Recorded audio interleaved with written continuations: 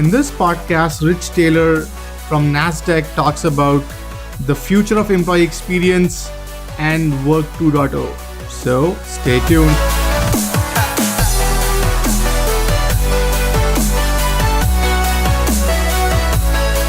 Welcome everyone to Work 2.0 podcast. Today we have with us an interesting guest, Richard Taylor. A brief bio. So Rich is a VP of Employee Experience at NASDAQ, where he is helping to transform people's relationship with work by reimagining everything from values, culture, leadership, recognition, career to even the day-to-day work environment, processes and tools. Prior to NASDAQ, Rich has held leadership roles in Palo Alto Network, LinkedIn, Applied Materials, Reuters, and several startups. So with that, Rich, welcome to the podcast. Thank you very much, Vishal. It's great to be here with you. Fantastic. And I think one thing that I found fascinating when I was looking at your profile was employee experience. I think very few times we have guests on our show who actually are impacting one of the most critical area in the future of work, employees, right? So we have heard a lot of theorists about how the recruiting should change, how the HR should function and all that. But it would be refreshing to have someone from the employee experience, and that too from a company who is known for its data, right? So NASDAQ, I think one of the things that it's always fascinating to talk to companies like yours would be like you have a first mover advantage in data. And most of the people, interesting that we talk to who had been guests on, many of them are guests on the show, they are pioneering this idea of data and their business model is not that. So it's remarkable to, and thank you so much for stepping up and agreeing to add to the conversation that we have started. I do appreciate that. My pleasure. So why don't we talk about your journey? Like what brought you here? Like what's your background? So people are usually amused to hear that this guy in corporate America working here in Midtown Manhattan, New York for NASDAQ started out many years ago as an academic, and I did my PhD in Buddhism and comparative religion, and I lived briefly in India in a monastery in Bodh Gaya, which is in northern India, not too far from Varanasi, or the Americans call it Benares, right? So I started out in academia, and through various highways and byways found myself working for a small company that did instructional design, found my way into the broader world of learning and development, and then got into the many areas that in HR we would call talent, like recruiting and performance management and succession planning, inclusion and diversity, all the good HR stuff. But what I think, you raised this already, what I think is cool about the role that I get to be in now for NASDAQ, the employee experience for me is something quite different than the traditional HR view. My role in other companies might be called talent management, which to me is how the company does things to the talent, like we manage the talent, maybe even manipulate the talent, measure the talent. We're doing all these things to the talent. And I think about the employees. Do they want those things? Do they want to be managed and measured and all these things?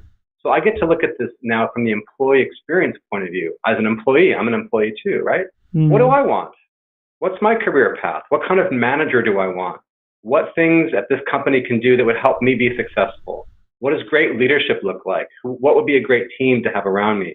So it's almost a kind of a Copernican revolution in the business world, from top down, I'm going to manage the talent, to the employees saying, hey, why don't you put me first? You put customers first. There's lots of customer experience roles. Why aren't there more employee experience roles looking at me and my needs and what I need to be successful? So it's been a long journey to get here, but I'm really, really excited to have kind of role and to have a CEO who, Adina Freeman, she really, really cares about this. And I get time with her because this is a hot topic for her. Interesting. So from your past journey, right? It's fascinating. You talked about Buddhism and you had some background in that. How is that prepped you for a role in employee experience beyond the point that you would be rather calm when it comes to chaotic employee scenarios? So how has it helped you? The meditation training has definitely helped in the fast-paced modern world. But I would also say, and this may be controversial, I don't know, you can tell me, many people think of Buddhism like a religion, like it's Hinduism or Christianity or Judaism or Islam. I don't think of Buddhism as a religion. Maybe for some people it is. For me, it's a philosophy that's very, very factual, based on what you see around you and the actual observations, like watching your breath or watching your thoughts. It's not, for me, a lot of belief in things that you can't see. It's actually very pragmatic and very real.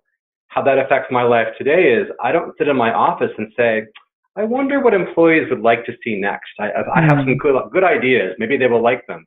I go out, I get data, I travel a lot for the company, and I really enjoy it. And I spend time with our employees. I was just in Sydney, Australia recently. I spent a week there doing some training, but also holding what we're calling these listening sessions. And I sit with employees and I sit with managers and I say, how's it going?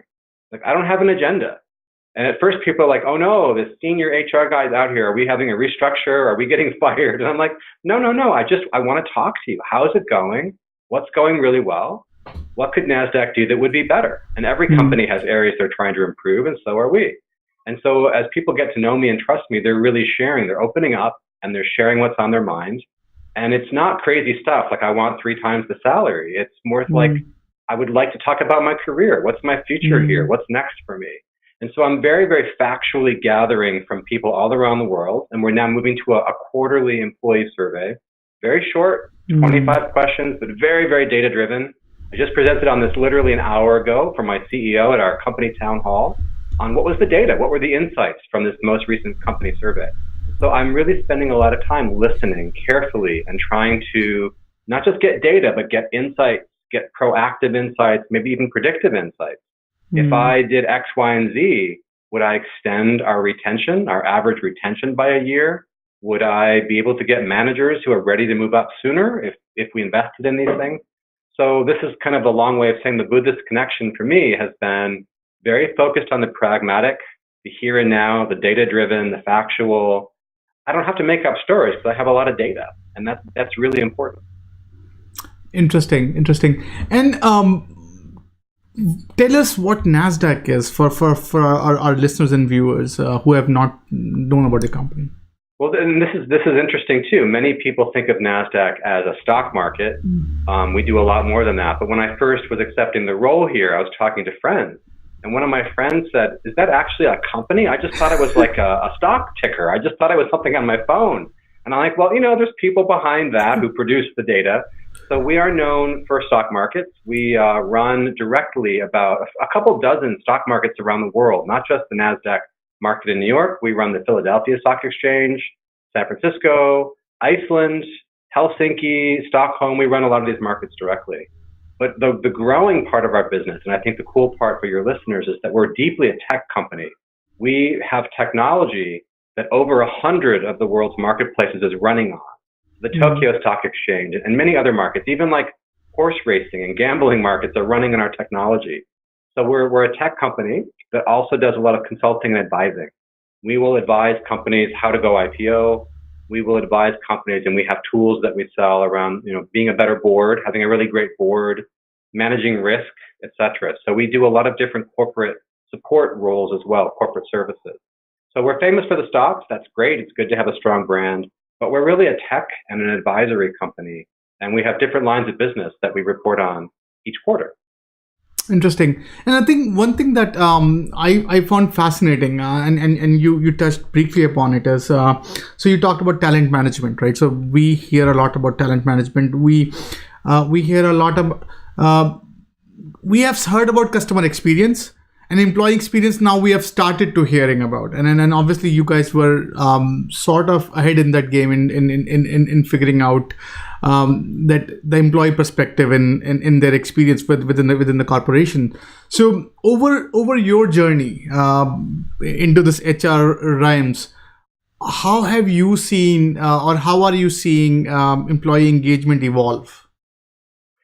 So I think it's been an amazing journey, and I'm glad that people have done this work before me that I could just ride on their coattails. But I think even 20 years ago, there wasn't really a KPI around people. So businesses have key performance indicators on market share and revenue and operating margin and all these good financial metrics. I think the financial industry or financial world is many centuries more advanced than HR. HR is kind of a new field. In fact, it used to be called personnel not that many years ago. And so I think for the first time about 20 years ago, we began to have this new data set called engagement or employee sentiment. And at first it was, I don't know, taken that seriously. Oh, employees are feeling happy. They're feeling sad. And I think it's evolved to be more than a feeling now. There's been a lot of research on correlating employee engagement, not only with people things like retention or productivity, but also customer satisfaction, customer loyalty, and outright profit, and including share price movement. You and I were talking before we kicked off here that a lot of companies' valuations are not purely based on their revenue or even their product roadmap. It's based on their brand. It's based on the perception of value creation. And a lot of it has to do with their people. And are they having reputation for being innovative or being cutting edge? So I think engagement was the first kind of people-oriented metric or KPI that a company could say, we call people our most valuable asset, but how do we actually measure that? And now we're getting a little more sophisticated. But like I said, this field of human resources is many, many, many centuries younger than financial accounting, which has had, since the Renaissance, hundreds of years to perfect, financial formulas. This people thing is kind of new, and we're learning a lot as we go. We'll resume after a short break. This part of the podcast is brought to you by First Friday Fair, fastest AI-powered way to find your next opportunity. Check out the website firstfridayfair.tao.ai and find your next dream job. Let's get back to the podcast. Interesting. And I think one thing that we hear a lot about nowadays, and so when we talk to HR executives, right? So we divide ourselves, these guys, into two broad buckets. So if I say, hey, how would you see your employees, right? So one HR bucket, see them as a Kleenex. You use them, you throw them off onto the next sheet, and then get on the job, right? The other vertical look at them as a thriving bunch, right? So you put it there, you nurture it, and they blossom, and they probably give back. It's a lot more expensive, a lot more whatever, but it just gets them more mileage on a longer run. So which bandwagon do you think that you lie on, and what's your perspective about this? So I'm definitely not on the first bandwagon. I even kind of bristle at this term human resources because it makes me think that humans are like coal or lumber. They're these resources that kind of get consumed in the process of running a business. And that's not true. I actually think of employees a lot like customers. I mean, like really literally. I think of employees as customers who have choices. So these customers have a choice to work here and do the kind of work they're doing with the people they're doing it with, or they can go down the road. And I've spent most of my career in Silicon Valley, not here in New York. And literally, when I was at LinkedIn, like literally across the street, you could see them, was the Google campus. And so if we had LinkedIn engineers who weren't feeling very good about their situation, they would walk across the street to Google and say, I'm available to start on Monday. So it's truly a competitive place. And if we think that we can, use up our employees and toss them away, we're mistaken. But I also think that we have to stop this perception that we are going to do things to employees. They're not objects to be managed in that way, and I think that's old school thinking. I think much more appropriate is the way we treat customers, putting them first and building around them. And so treating employees as people who have views, who have probably better ideas than senior management on how to make things better. Senior management sees, from the top and the broad, but the guys and the gals closest to the work and closest to the issues, they know what to do. They know what would make things better. They just need good leadership to understand the direction to go in and some ways to prioritize. So I really do think that we should get rid of this term human resources and move into more people team, people operations, or the people partners or whatever, and put people at the center of our business because we are knowledge workers. This is not for most of us manufacturing. We're working in the knowledge industry. Well, who has the knowledge is the people. And we should treat them really like gold. They are the center of our business. Without them, nothing's possible. Interesting. And I want your perspective on one more interesting thought that we are seeing a lot from our vantage point. So I'm coming from the technology side of the world, right? So we see a lot of technology. Technology, the businesses are relying more on technology nowadays for conducting their business, right? Your company pretty much rely on technology for majority of the business. Now we see that technology shelf life is shrinking when it comes to they're evolving faster. We are off to the next and the next, whether it means going to the cloud and faster. Now AI is it's a trendy keyword. Now if you wear your employee experience hat, right, employees, the way they get re-educated, the way they get retooled in an enterprise, you used to get a lot of time before the technology really obsoletes, and you can run your course, get there and whatever, right? Nowadays it's very difficult to catch up, right? So interestingly, when we started researching about within our course, we put out a survey of around 7,000 workers who are mid-level folks, and we asked them like, how this is your which job number, like is it your first job, second job, third job, right? So the average was third or something, and within 10 years of their experience or something. And then we asked them, like, how do you ensure that you're employable, right, going forward? And do you really ask your employers or the next company, sure, you will give them a beautiful job to work on, but how would the company ensure that you would stay employable? And almost everyone said it's not the culture, it's not in the conversation. Like now, if you wear your employee experience hat, how much are you concerned about the idea that the employees could get obsolete if they're not trained, and then the company itself, which represents these employees together, would start getting obsolete as well?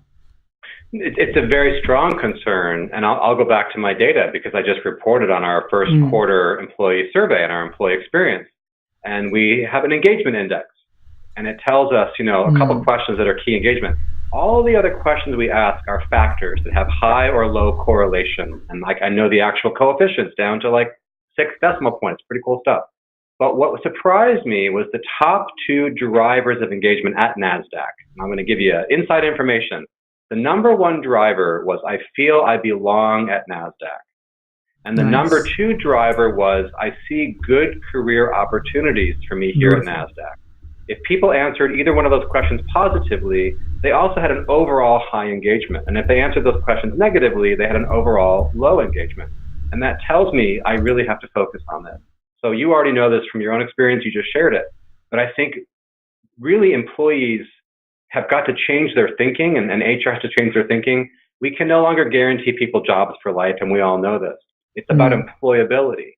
So how can the company take responsibility for employability, but how can the employee take responsibility, right? I think a lot of companies and HR are kind of paternalistic. They treat employees like children. I will spoon feed you. I will give you these benefits. I will tell you what to do. I will train you. Companies definitely have a responsibility to create a good environment. But I'd like to see employees and their own experience be much more activist. Hey, I need X. I'm in this job and the technology is changing. Where can I get it? Maybe it's training inside the company.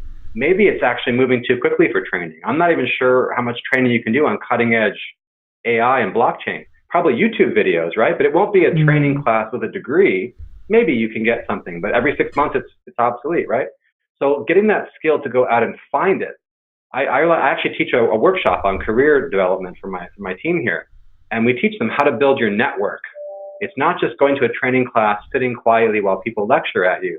It's finding out what's the newest article or book on that. What's the newest YouTube video? What's happening when I do a Google search? I just met this guy Vishal Kumar. What does he know about this field? I need to connect with him and go have lunch and learn from him. So it's no longer traditional learning like you had when you were a child in school. We were small, right? Now that we're adults, how do we create this future for ourselves? So I think of this, and there's actually a book called The Alliance. It's written by one of our LinkedIn founders. And I think it's a really great resource where you think about your time with your company as an alliance. You and the company are allied toward a common goal and a common vision for the time that you are together. And the company has some responsibilities and you have some responsibilities. But it's not one side or the other. But to your point, if employees don't have that proactive kind of go get 'em mentality of I'm going to get learning, I'm going to get development, I'm going to build my network, I'm going to get a mentor. If they don't do that and they sit around waiting for it to be spoon fed, I think about like little birds in the little birdie's nest. If you don't spread your wings and fly, you might end up starving in that nest. You can't sit there forever while mommy brings you things to eat, right? I think, Rich, so it's music to my ears. I think, thank you for sharing that. It's remarkable. We don't hear that in a lot of HR conversations, what we are hearing now. So I do appreciate you for being in the forefront of this this sort of interesting revolution, and I do appreciate that. One more thing I want to talk to you about is your zombie HR article. What ignited that? If you can walk us through that, and to our listeners and viewers, we'll put a link about the article on our description as well. Sure. So you're referring to this article I wrote maybe a month ago on LinkedIn called Zombie HR, and what ignited that, I think, is being in this role. I've been at NASDAQ for only 8 months now, and so as I'm getting more into this role and understanding more about what I think about the employee experience, what I'm hearing about the employee experience, I've seen at NASDAQ, but even also from earlier in my career and many of my colleagues at other companies, lots of traditional HR thinking. Well, we have a policy for that, or we have a process, or you didn't write your performance review on time. Neither you nor your manager wrote your annual review, and now the HR are the police, and they're after you. You're late. You didn't do it on time. You didn't fill it out the right way. And I think this is old school. This is a way of thinking about the past. Like HR has built this process, or we built this paperwork, and you need to follow it our way. Again, it's top down. I wrote something that you don't find valuable, which is why you don't prioritize it, but I'm going to chase after you. A whole different way of thinking about this is, again, the employee experience. Most employees want feedback. They want to be high performers. Filling out a form may not be the way that works for them. Maybe it's giving them tools to go have a chat with their manager, and getting them on the manager's calendar every week, every 2 weeks for half an hour. And it could be as simple as, hey, Vishal, here's a template of 8 questions to ask your manager every time you meet. How am I doing? What's going well? What could be better? Why would you wait till the end of the year to get feedback on this, right? So if HR has built a process that is kind of still stumbling around like a zombie from 30 years ago and you can't kill it off, I'm like, guys, we got to have a zombie apocalypse and kill off the zombie. So what triggered it for me was just seeing evidence of bureaucracy and old ways of thinking, and then talking to employees who are like, you're not helping me. HR is not helping me. I want HR to make me successful, not make me fill out a lot of paperwork. And it kind of culminated for me years and years of hearing that and thinking, how do I put that in words? How do I frame examples of zombie HR? You've probably read the article. Several examples of like, stop doing this. And I try to take the exact same scenario and make it more human focused, people first, make people successful. Don't make them follow some old, 7-page form to get what they want. Interesting. We'll resume after a short break. This part of the podcast is brought to you by First Friday Fair, fastest AI-powered way to find your next opportunity. Check out the website firstfridayfair.tao.ai and find your next dream job. Let's get back to the podcast. So, I think one interesting conversation that I can recall. One of the chief people officer of a Fortune 50 company, and I was talking to him, and he said, Vishal, we are at a very interesting place in time, and his point of view was that this company has lived hundreds of years. We have lived through a lot of changes, transformation, depression, and whatnot. We existed because of certain set of rules, or at least we think that we existed because certain set of rules. We have built a culture. We are very close to culture. As a people officer, it's my responsibility to ensure the compliance and adherence to the culture.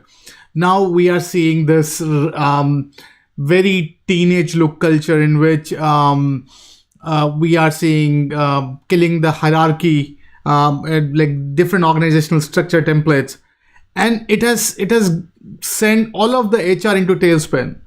Many of the companies are coming up with totally radical structures that you cannot scale. And we have learned in a very bookish way over the last 40 years that if you follow this, you somehow be more predictable, which is always good for a market or for a public trade company. So what is your take? You're also an executive at an for an employee for an HR or people organization. What is your take on the old bureaucracy hierarchy vis-a-vis this new, maybe unproven, look nice, shiny, not tested enough model? Like how would you strike the balance between the two?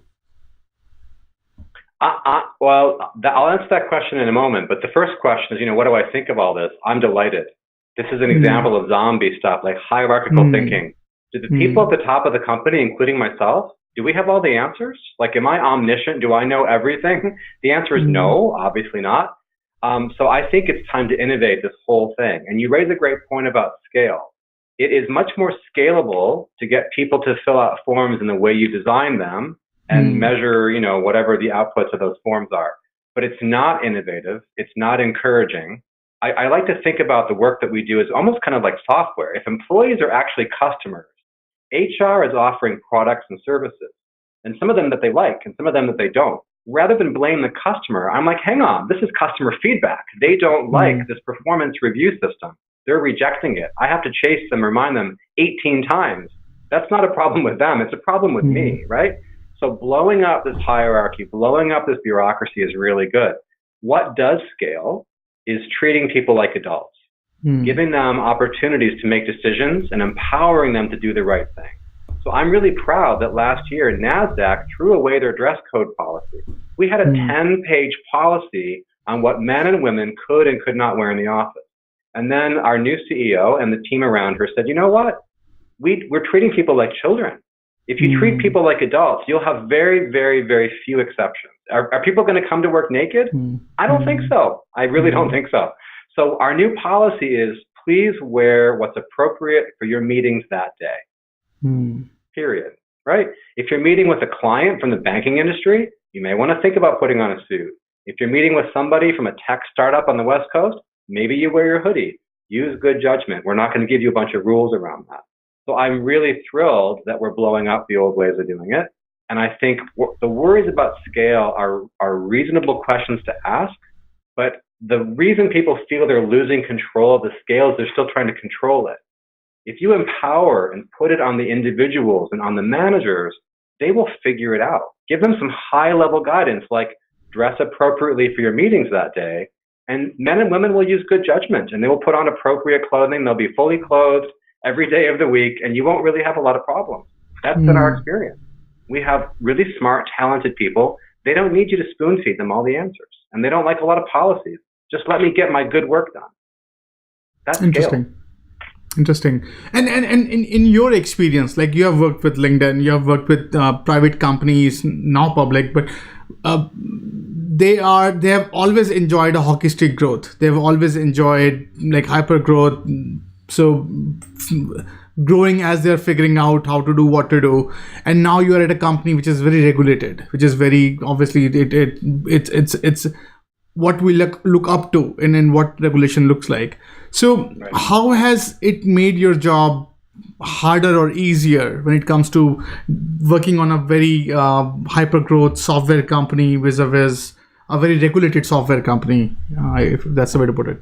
So what a great question. And I would say that my philosophy is very similar, but the context is very different. Coming from a small startup or then eventually a public startup, there's some regulation, particularly when you're public. You have to comply with SEC, governance and SOX and all this stuff, Sarbanes-Oxley. But NASDAQ, as a market maker, we actually are the market in many countries. We're considered critical infrastructure in many jurisdictions, and we're highly, highly regulated. So much as I would like to, I can't just throw out all the policies and regulations. We answer to jurisdictions around the world, and we're very, very serious and thoughtful about that. We don't want to break the rules or be any unethical behavior whatsoever. That being said, I think there are times when people can say, oh no, we can't even consider that because we're regulated. The SEC would never approve that. Well, have you asked? Have you thought about it? Have you really weighed, this is the way we do things around here and we have for 40 years versus This is the year 2019, and we're becoming a much more empowered, employee-first, customer-first environment. Building around their needs may lead you to different conclusions than the way you did it 30 years ago. And so I'm not here to make anyone look bad or throw them under the bus, but I'm trying to encourage new and innovative thinking. And one reason I joined NASDAQ is I'm a big fan of our CEO, Adina, and she is very clear on the situation that if we want to make a more innovative, faster growing, even a hockey sticks kind of company, it's about the culture as well as the products and the customers. You can't have an innovative product line if you don't have an empowered employee population who says, I'm allowed to come up with new ideas. I'm allowed to, break things and do them differently. That's how innovation works. You take intelligent risks. You don't take stupid risks. You don't throw out all the policies, regulations. But the culture really does drive the outcomes of the business. And so while Adina is very focused, as I am, on products and markets and doing the right thing, we also want to think differently.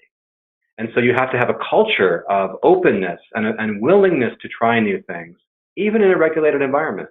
And I think there's one reason why some of these companies do have hockey sticks growth. They are truly thinking new ways, like really getting rid of the old, thinking of the new.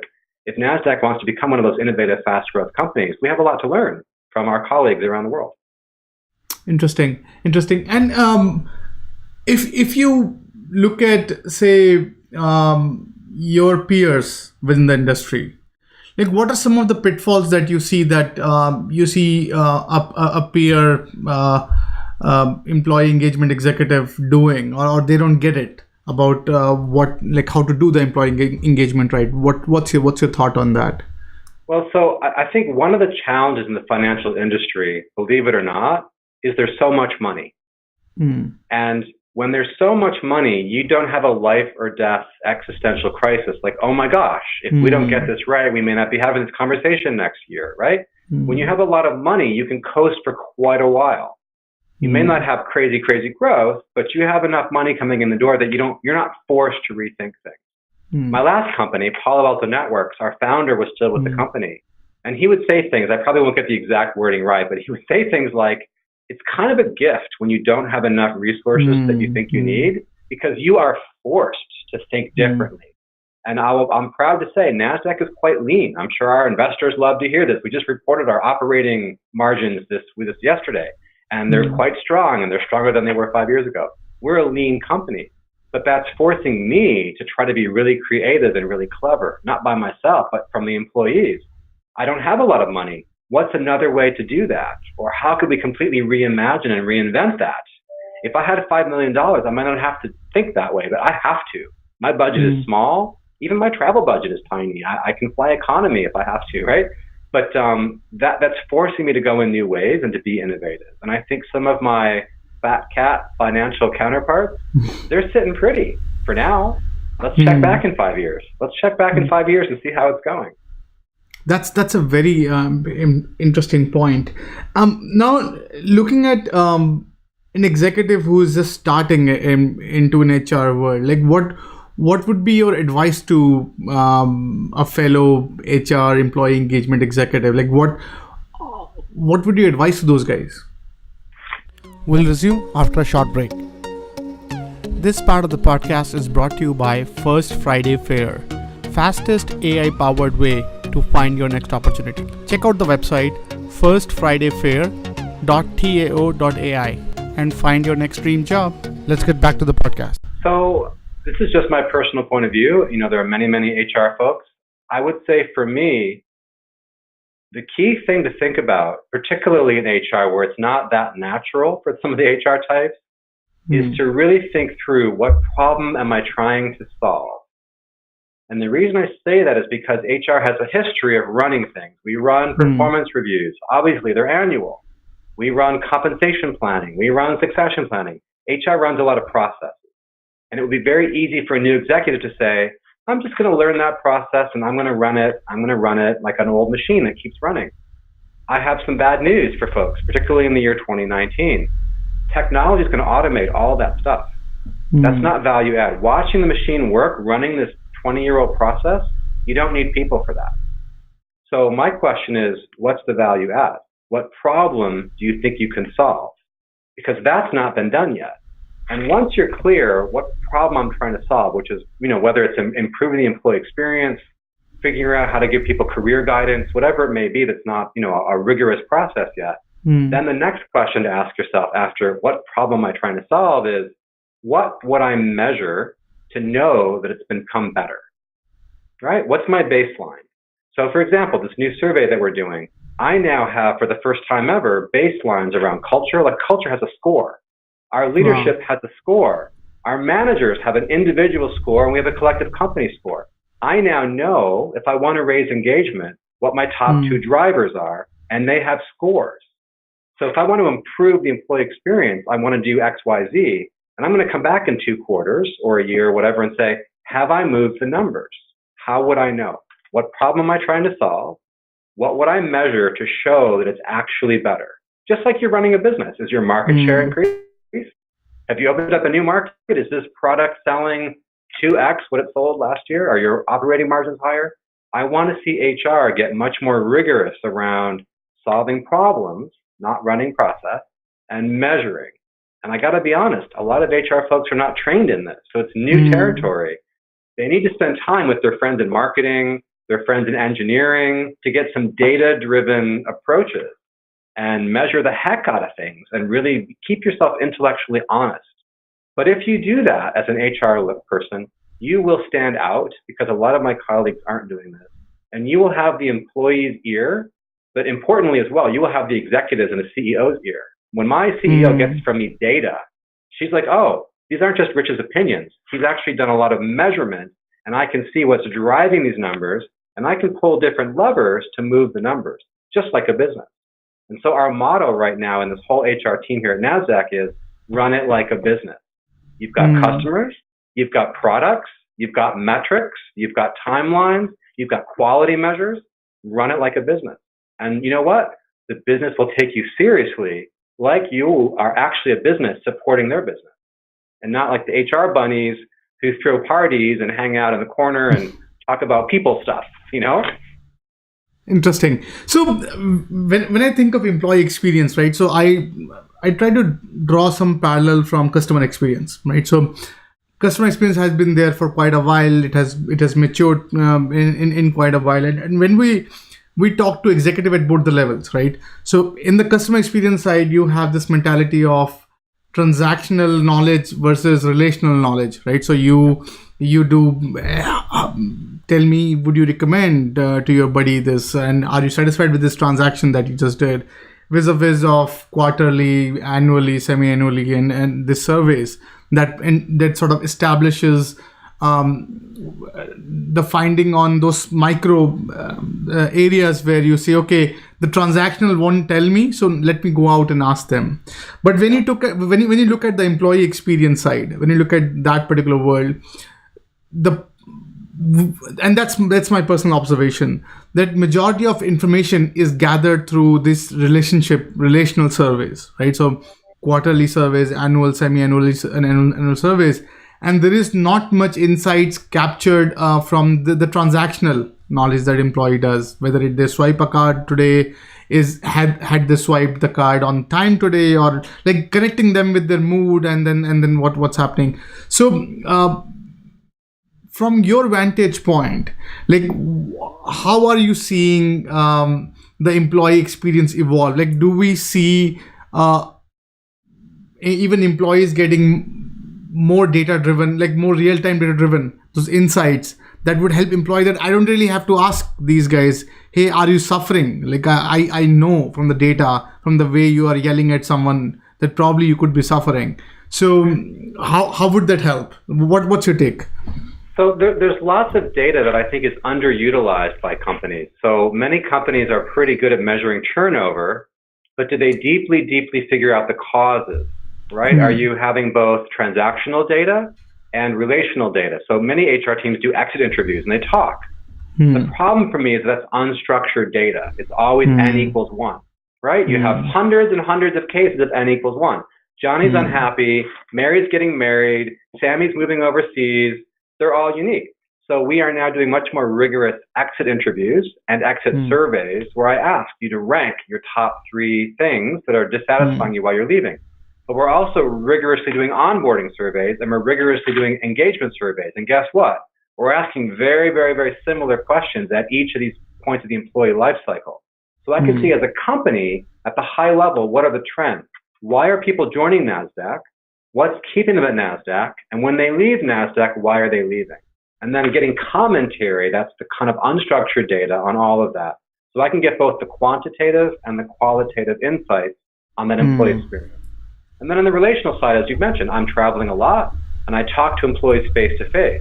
But I try to roll that data up into a structured way as well. How many votes for career engagement? How many votes for compensation? How many votes for more perks and benefits? And we're trying to become much more rigorous around understanding the experience very, very frequently and not once a year. And turnover by itself doesn't tell you that much. That's just a piece of data. I want the insight. Interesting. So now let's turn the table. If I'm an employee and I'm looking at say NASDAQ, or if I'm an employee looking at a company, how would I evaluate that without really getting hired and then figuring out that it's too late for me to react whether it's a good company or not, that it's employee centric? Like being on the other side of the table, what information could you share to help folks understand that maybe these are the good indicators that what I'm getting into is more employee centric organization or not? Yeah, great question. So this is the external perspective, outside in, you're talking about, yeah? Yes. So we are launching a whole new corporate website, probably late June, early July, and I've got some nice territory on that website. So a good chunk of that website is investor relations and products and company history, all important stuff. But I now have some territory as well around careers and around the employee experience. And we're going to be sharing a lot of data and stories from actual employees. And I'm pressing us, I may have to go to the board to get permission, so I'm going to be careful how I say this, but I would really like us to publish more stats, including our diversity stats, our turnover stats. I'd like to be much more transparent because I think our numbers are actually good. They're not great. We have work to do in every area. But I would like employees to see what's our diversity picture. How many people get promoted every year? How many people get training every year? When people leave, why do they leave? I'm not sure I'll share all of that, but I want to tell the story more through data and then through actual employee examples of Sally's a scientist. Look at what she's doing all day. This is what makes her life interesting and why she stays at NASDAQ. So I think, first of all, our own website, telling our own story in our own way and being much more transparent than the financial industry usually is. But also, I'm very well aware people can go on Glassdoor, they can go on LinkedIn, they can go on Indeed, and your listeners may or may not be aware there's many, many news sites besides Glassdoor that are aimed at minority communities, they're aimed at professional women, where they get together and say, what's this company like to be a black employee? What's this company like if I'm a gay employee? What's this company like to be a woman? Am I going to be harassed? Am I going to have a good career experience here? So I think there are many ways people can do this kind of research. And I'm well aware people talk about us behind our back. I know this. And we live in this land of data now. You take a Lyft, which is listed with us, and you rate your driver, but your driver rates you, right? So we're in this very transparent, data-driven world. I think I have to help NASDAQ tell the story and tell employees outside, why is this a great place? And the NASDAQ maybe your mom and dad heard about is not the NASDAQ of today. Not that we have a bad reputation. I just want to have an absolutely world-class reputation where people say, NASDAQ, oh my gosh, company of my dreams. I would be so lucky to get a job there. I want to tell that story.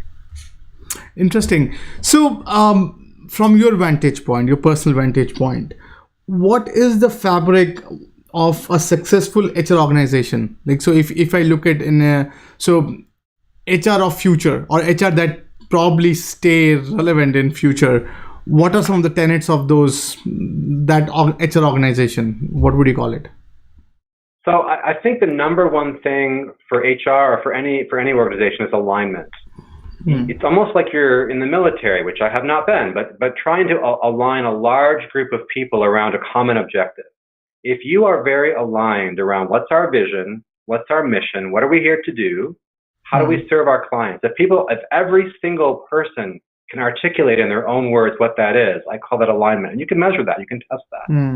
The next thing is, are you clear on the problems you're trying to solve, which I mentioned earlier?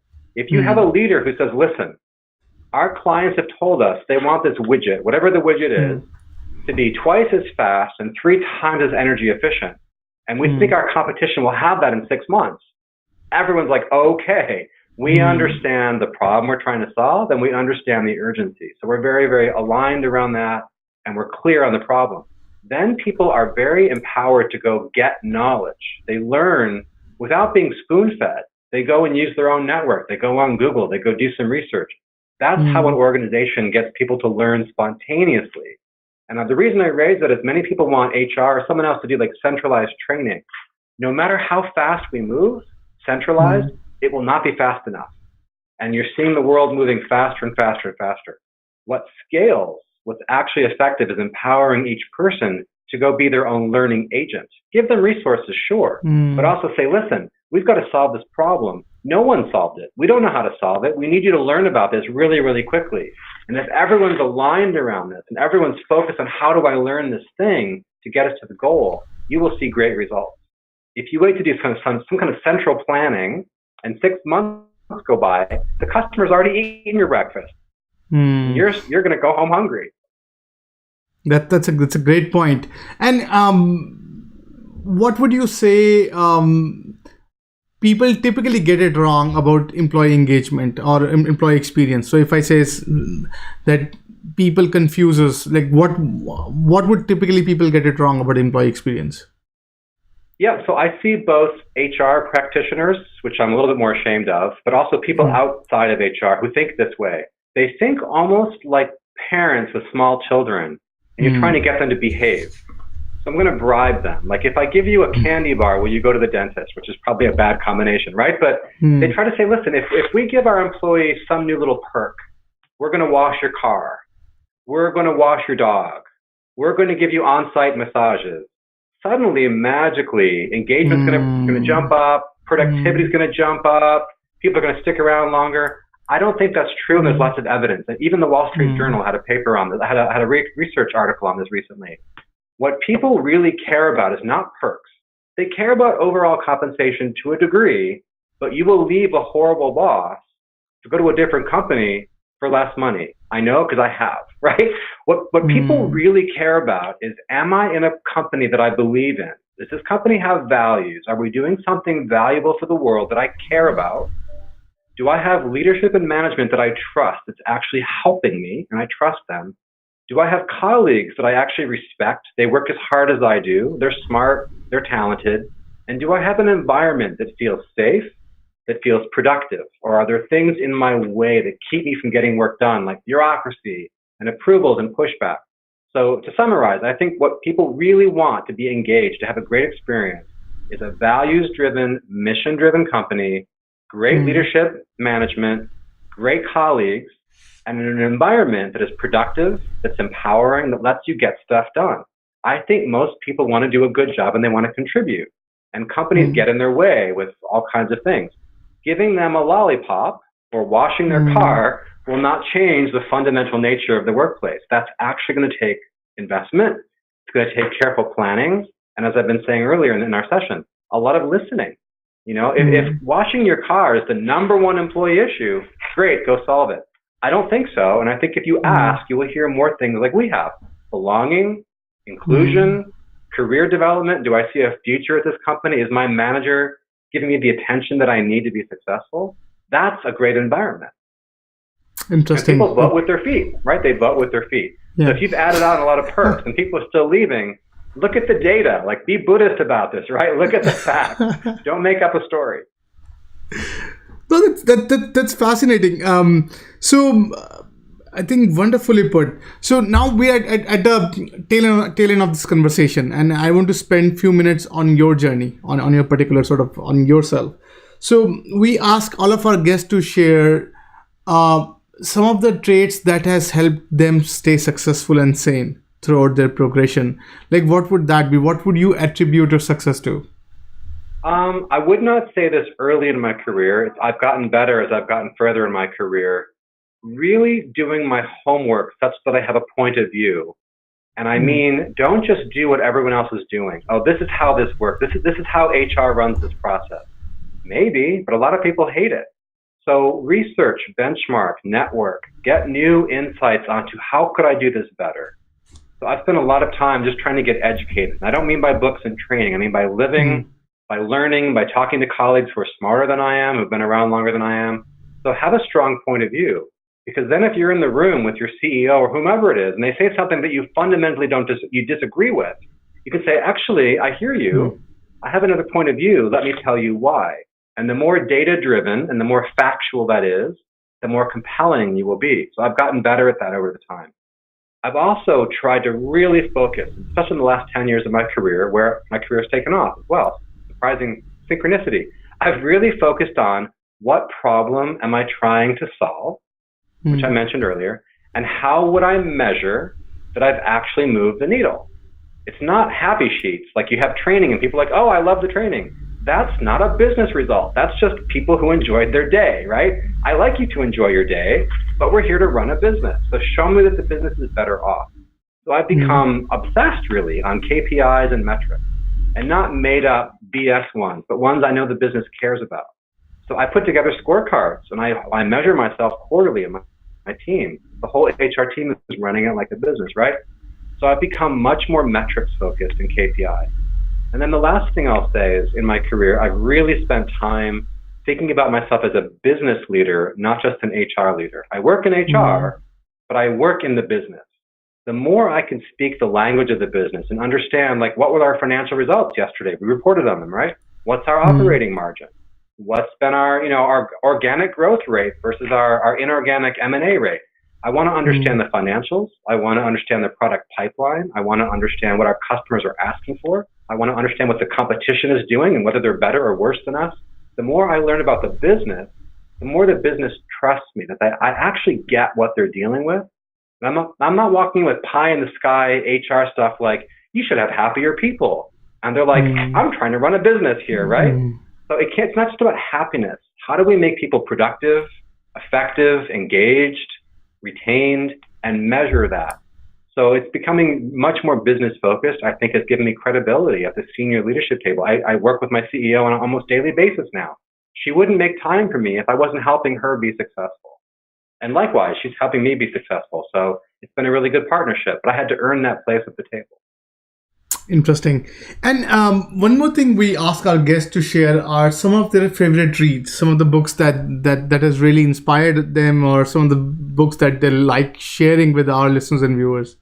Yep. So I'm a big fan of Patty McCord. She was the chief HR officer for many, many years at Netflix. She's now independent consultant. To my great dismay, I've never met her. So Patty, if you're hearing this, give me a call. Let's go have lunch. But she has a book called Powerful. I believe the subtitle is Creating a Culture of Freedom and Responsibility. But she and Reed Hastings, CEO of Netflix, they spent a lot of time really rethinking how they do people stuff at Netflix and really throwing out the old rule book. So she's a role model for me of really like reimagining. And she's clear about this. They didn't do it one day. They kind of gradually, inch by inch by inch, thought through, why do we do this? Is it effective? How would we know? What are we measuring? So that's a great book. And it's about employee accountability as well as, employee experience in the company point of view. I also, this is going way back in my career when I was just a training guy. I was an L&D guy, but a book called Running Training Like a Business. And that's when I first got the insight that, the support functions shouldn't just be, pretty and nice to look at. They should actually be businesses by themselves and again, measure and metrics and KPIs. So I recommend both of those. If I could throw in one more, I would say The Culture Code. And I forget the author. It's escaping my brain right now, but it's called Culture Code. You can find it on Amazon. And again, it's kind of counterintuitive, starting with trust and things in the culture that are more important than just outputs. And so getting the basics right, and then adults, men and women, they will align themselves to high expectations. If you have a culture where you don't trust people and it's hard to get things done, then you'll have all kinds of poor results on the other side. Interesting. With that, we are at the last but not the least of our conversation. So if you want something that our listeners could take away from this conversation, if you have a closing remark for our listeners and viewers, what would that be? Yeah, I would say in brief, be bold. I want you to really give yourself permission not to do the job you were hired to do. And I don't mean get fired. I mean, go beyond the job you were hired to do. Be bold. Don't just run the process that you inherited, right? Really reimagine. If I could solve some really big problems for my organization, how would I go about that?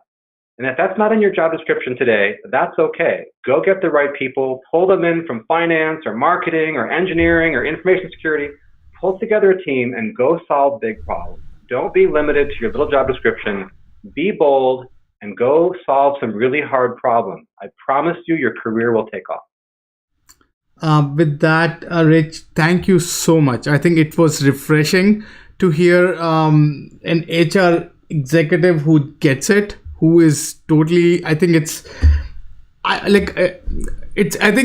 to me, when I was listening to your pitch, it's almost like Taoism in action. So I can hear about Buddhism and I can hear about HR tech, and then how it's just coming together in an interesting unison. So I do appreciate whatever you're doing to the community and to the industry. So thank you so much on that, and super psyched for this conversation. You're always welcome back on the podcast to share your progress, to share what's next in your journey. Thank you so much for spending a good amount of time with us and sharing your wisdom. Thank you very much, Vishal. Pure Melenge. Thank you. Namaskar. I thought I was sick of home, but actually I was homesick. Never really knew that I would have to grow up so quick. I'm so uncomfortable, don't know anybody here. Just a couple dudes that I met once, that's it. And I go into the booth feeling nervous. Got butterflies in my stomach like I'm so worthless. Is the mic on? I don't know how to work this. Inside I'm breaking down, I hope I'm not up on the